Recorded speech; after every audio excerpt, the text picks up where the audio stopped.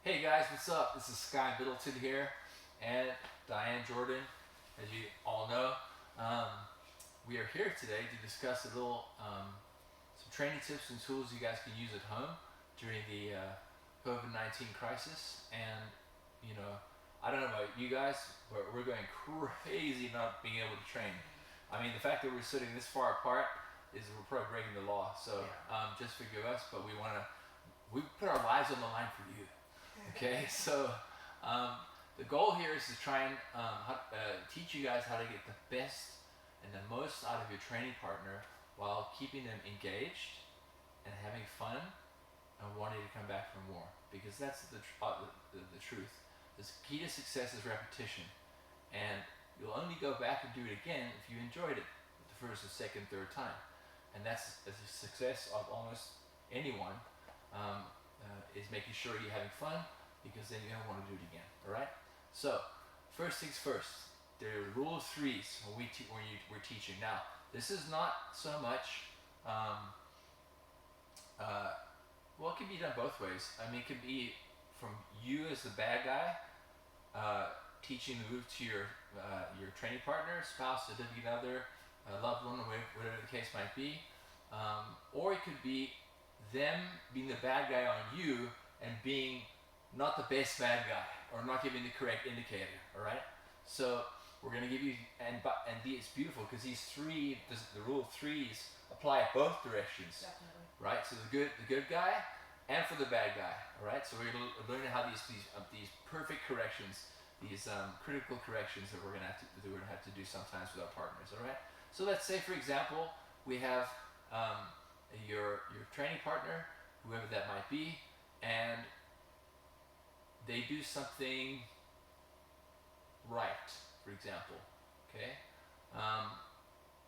For example, let's say you're teaching them the move, the trap and roll, for example. We're all very familiar with the trap and roll, and they grab the wrist with a monkey grip, and they grab behind the tricep, and they trap the foot on the safe side, and then they bridge and roll, and you go off, and it's not the best roll. You know, it's kind of an ambi-pambi roll, and you know, you've been around, so you felt the real deal. But you know what? It doesn't matter. Pick your battles. So we're going to use the word perfect, but not just perfect. So they do the thing, nice, trap the wrist, good, elbow trap, nice, foot trap, beautiful. Bridge your hips, here we go. Perfect! Amazing! Look at that. That was awesome. Man, that was awesome. That was fantastic. That's the kind of enthusiasm you need to be giving as the bad guy. Okay? We don't expect your training partners to be blasting you with perfect and amazing and stuff, but what that does for them is that makes them feel good, which means they want to help you out more, and then it's just this cool cycle that just keeps repeating itself. Next thing you know, they want to come in and train jiu-jitsu with you. Yep. It's beautiful, all right? All right, let's move on here. So the next part we're going to talk about is when things don't quite go according to plan, and this could be, it's mainly for the bad guy, okay? Bad guy behavior. It can also be used for the good guy behavior. In other words, if they are doing something as a good guy, let's say they, instead of trapping the wrist with for the trap and roll, we'll just use that example throughout this entire discussion here. They trap with the C clamp on the wrist instead of the monkey grip. All right. So a lot of people, a lot of academies, a lot of coaches that I've met will be like, no, grab it like this. Grab it with the thumb. Grab it with, no thumb. No, the other way. The other way. And I'm sitting here going, what the hell is going on? This is me back when I was a white belt. Like, what is going on? Like, this must be for smart people. Okay? And that's not the case. Right? All we have to do is correct it. But we have to correct it in the right way. So, all we're going to do is say this. You can try one time with words and say, can you switch that grip to a monkey grip without thumb? And if they grab, look like that, okay? I just want you guys to say freeze. That's it, freeze. Nothing more, nothing less, freeze. Okay? When you freeze, it's kind of like kids, right? Playing tag, freeze. So you can't misunderstand that, right? It's like freeze is freeze. And when they freeze, you're going to take that and fix it. If they're fighting you, just say, relax. Just relax, I got you. I'm on your team. And then put it back. Perfect. We cycle back to perfect, right? So freeze, adjust it, perfect. It's very important you reinforce that positive behavior. Now, as a coach over the last 6-7 years, teaching this full time for a living, I can tell you right now, I've used this more than anything else in my entire life. And I'm telling you, it works. It works, it works, it works. Because they didn't even know they messed up. They didn't even know they messed up. You were the one who just said, hey, freeze. And you could say, freeze, try this grip right here. Does it feel better for you? Nice, right? You're kind of like, it's like forcing it on them. You're like, yeah, it feels better, right? It feels tighter. Look at how tight that is. Yeah. So it kind of cycles back. Freeze, you can make the adjustment, and then perfect. So you reinforce that behavior. You may have to do this 1,000 times with your partner. I've done this, I can't count how many thousands of times. But you know what?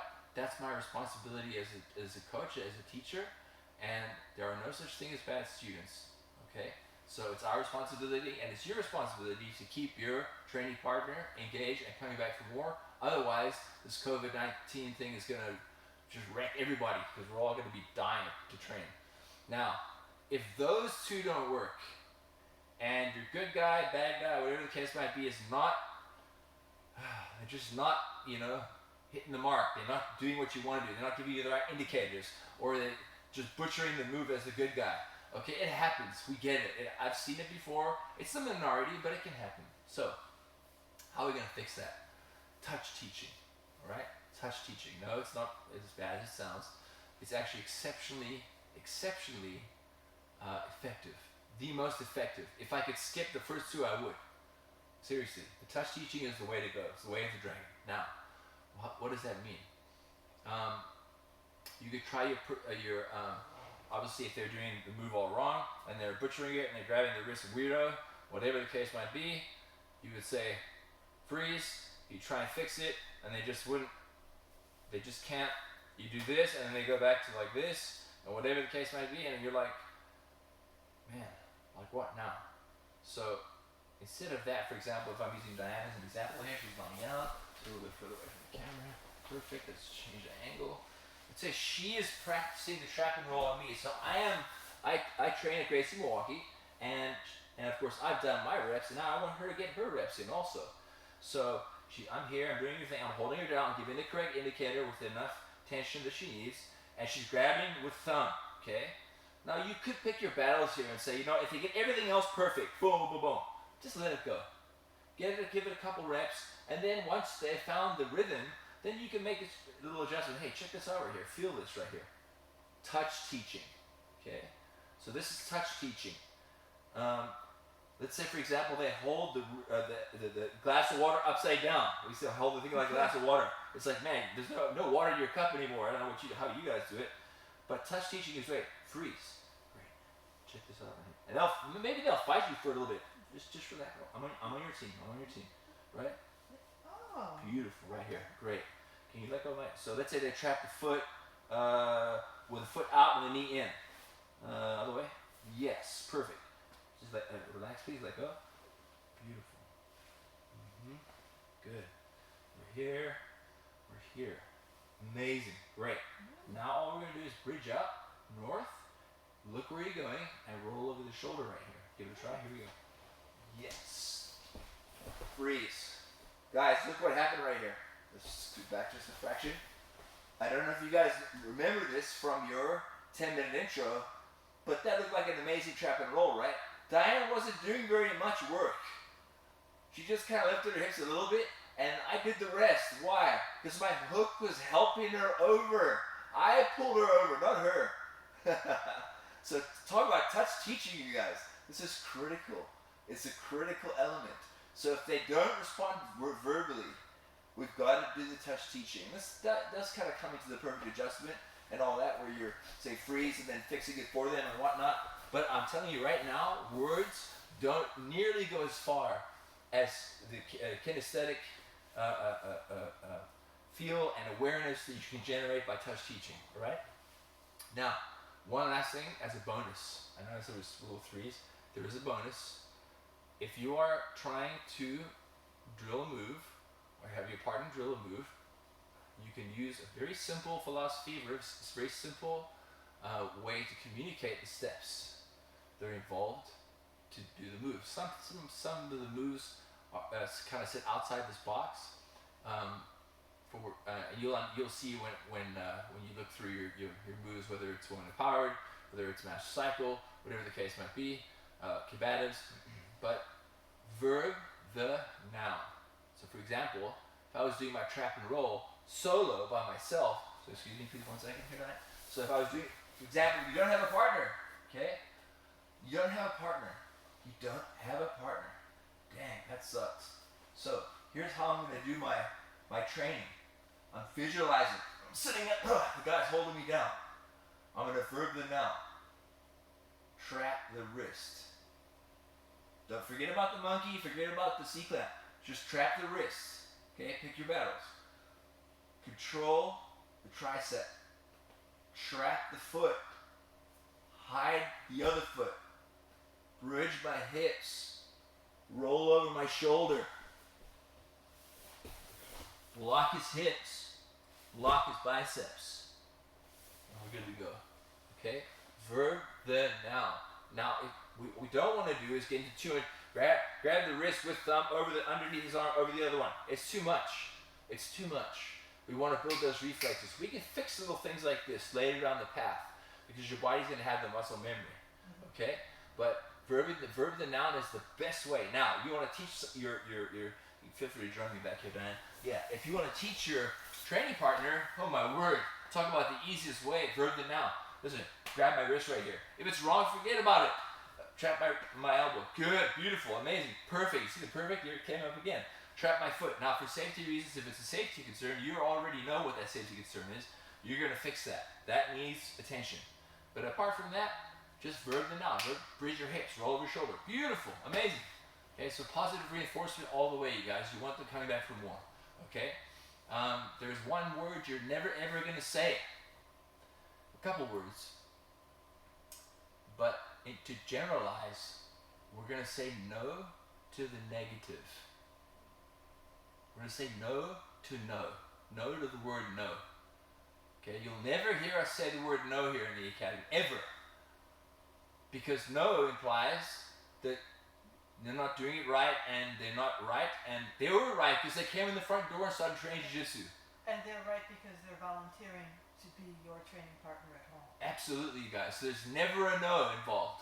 It's always a freeze, okay? Always a freeze. We're going to avoid being negative, like zero negative. You'll never ever hear the coach, the instructors here at the Distance Academy, myself and them included, you'll never hear them say, no, that's wrong, that's bad. But the other way, I mean, that's just like, people are like, what the, you want to make them calm, you want them to feel engaged, and you want them to feel like you're on their team. If you're constantly doing this, you're not learning to fight. You're fighting to learn, you guys. That's the key. We want to learn to fight together. I never spar against anyone in match cycle. I never spar. So-and-so and I sparred against each other. No, I sparred with them. I sparred with them. Now, a street fight, different story. That's a whole different story. Or sexual assault situation, different story. Bully, different story. Right? Gracie survival tactics, suspect, gotta arrest him, different story. Okay?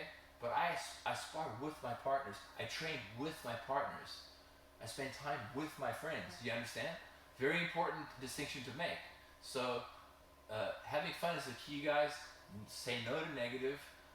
Leave all that out the window. And remember that this person at home is helping you out, so Yes. you want to help them out. Yes. And by keeping it positive and keeping it fun, they're going to be more willing to help you out in the future. And you know what's the truth of the matter is? You teaching them means you know the move. So by teaching them, you're not wasting your time. Don't think, okay, well, I didn't get enough reps. I would say maximum 2 to 1. So you get 2 reps, and they at least get 1. Ideally, 1 for 1 is better. But, if you want to be stingy and, and have more to yourself, you can do 2 to 1. But that's the max. They shouldn't be able to, you shouldn't be doing more than 1 or 2 reps on them without giving them a chance to feel what it feels like, because then they could be a better bad guy, okay, as well. So it's all just enhances itself. and it's they are doing you a favor. So this no negative should never even enter the equation. And it won't, guys. All we got to do, we just gotta pay attention to being positive and understand that they're helping you out, but you're also helping them out by giving them the gift of Jiu-Jitsu. And of course later on in future videos we'll talk about how to make, there's some videos floating around in internet, YouTube, Facebook, about how guys are making their own practice dummies. I've seen people using laundry bags for grappling dummies. Yep.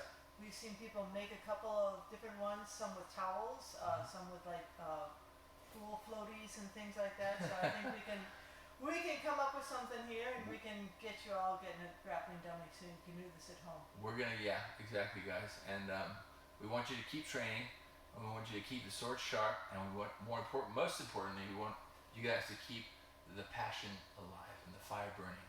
Because I can tell you right now, when you come back, it's gonna be like I'm sitting in my gear right now. I just feel like at home. Feels so nice. Yeah, I don't even want to take it off. So, guys, keep And the other thing to really make sure that your partner is going to want to keep helping you out is you have to say thank you every single time, because who wants to work with somebody who's not going to say thank you? No, of course not. Yeah, if you're ungrateful, why would I even bother wanting to help you again? We say thank you when someone gives us something. What's the difference here? There's nothing.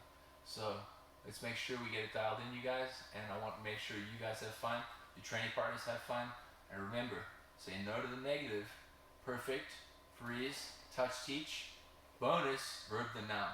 Okay, use those tools, and I guarantee you success or your money back. All right, guys. So hopefully have a great time. Be safe out there, and we'll see you guys in the next video. Later.